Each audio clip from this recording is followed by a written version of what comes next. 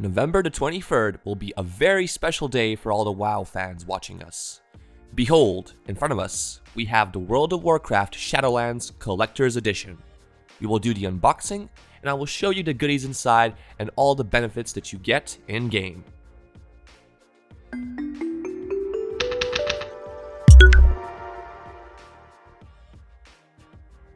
In total, there are 4 editions of the upcoming expansion that you can purchase.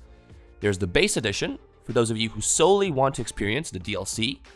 Then, we have the heroic edition, in which you get some cosmetics and a new mount. And lastly, the epic and collector's editions that are completely the same in terms of digital content, but you do get some cool extras in the collector's edition. So let's take a look at what it has to offer.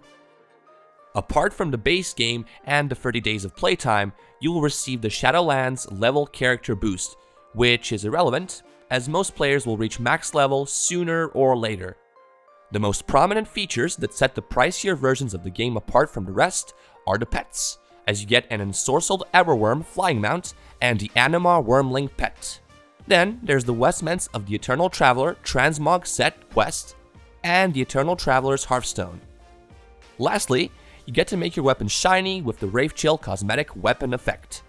Now, without further ado, let's get cracking and see what's inside the Collector's Edition. At first glance, the box looks phenomenal. The picture of the Ice Crown that fell into darkness after Sylvanas destroyed the Lich King's mask is a fantastic piece of artwork. And in contrast to the previous Collector's Editions, this box opens up a little differently. Inside, you'll find the art book with marvelous illustrations, and here you can see all the contents of the new expansion. It's an amazingly printed booklet with cool covers, and it shows that the good people at Blizzard decided not to cut any corners when designing it. I'll turn a few pages just so you can see for yourself.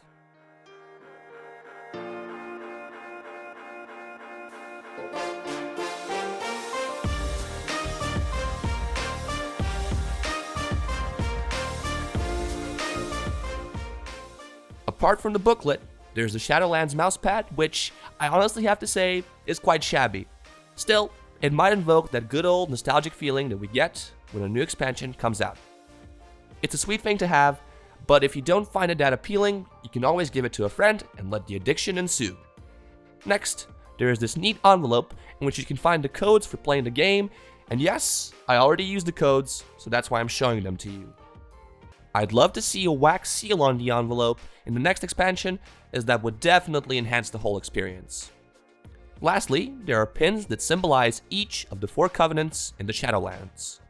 They are of decent quality, made of metal, and this makes them quite bulky for a bunch of pins. In order to further improve immersiveness, some like to attach them to their clothing so that other WoW players may recognize them on the street or at gaming events. That is essentially it in terms of contents for the Shadowlands Collector's Edition. Honestly, the Battle for Azeroth Collector's Edition was of way higher quality and even cheaper, as this beauty hits the wallet hard at the cost of $120. Should you buy it if you're an average WoW fan? Absolutely not.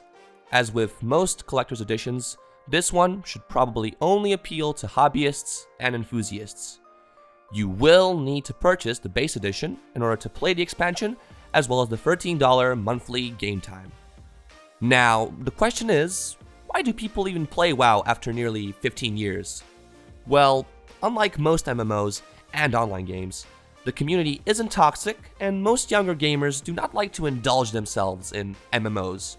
It's way too complicated, and there's too much content that creates a steep learning curve, which is in itself there as a filter.